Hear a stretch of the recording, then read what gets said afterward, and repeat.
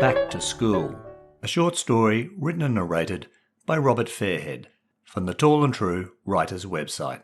Chapter 4. A Birthday. Hamilton held up a hand. "You mean to tell me, Edwards, you dreamed about your home, the house where you live with your parents?"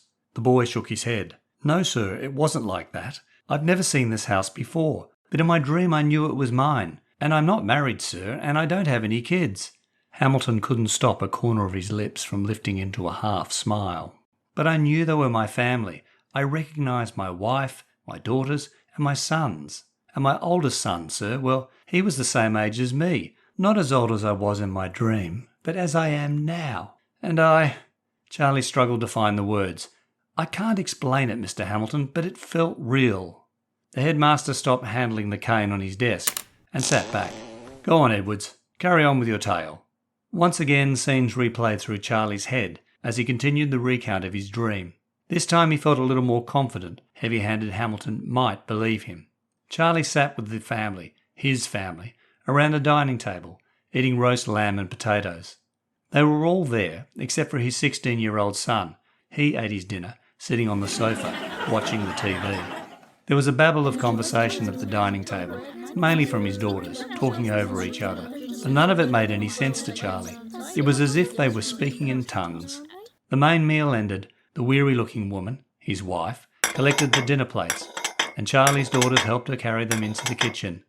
His 14-year-old son joined his older brother on the sofa, and Charlie was left sitting by himself at the table. The dread he'd carried from the van into the house had made him feel nauseous during dinner, and suddenly Charlie realised why. He had bad news for the family. That afternoon, Charlie had lost his job with the building firm. He was unemployed. Again. A birthday cake with candles appeared. Charlie tried counting the candles, but there were so many burning brightly that he didn't have time to finish before his daughters were helping blow them out, covering the table in smoke. Charlie's weary-looking wife summoned his sons from the sofa, and discordant voices sang, "Happy birthday." Charlie looked around the table at his family's faces, and his eyes locked with his 16-year-old son's. The boy glared at him with undisguised loathing. Charlie knew why. His son wanted to leave school but needed his father's permission, and Charlie would not give it to him. There was a silver knife in Charlie's hand, and his younger daughter mentioned making a wish. As he cut into the cake, Charlie closed his eyes and whispered to himself, "I wish I'd known what I know now as an unemployed husband and father, back when I was the same age as my son, when I was still at school and life wasn't a bad dream." When Charlie opened his eyes, the birthday cake, dining table and house and his family had disappeared. He was back in his old bed, in his bedroom, living with his parents, and he was a 16-year-old boy again.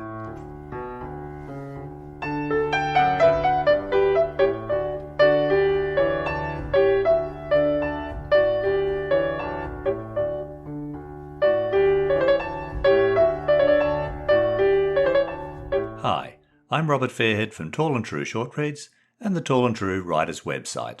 As explained in earlier chapters, I wrote the first draft of Back to School in 1992.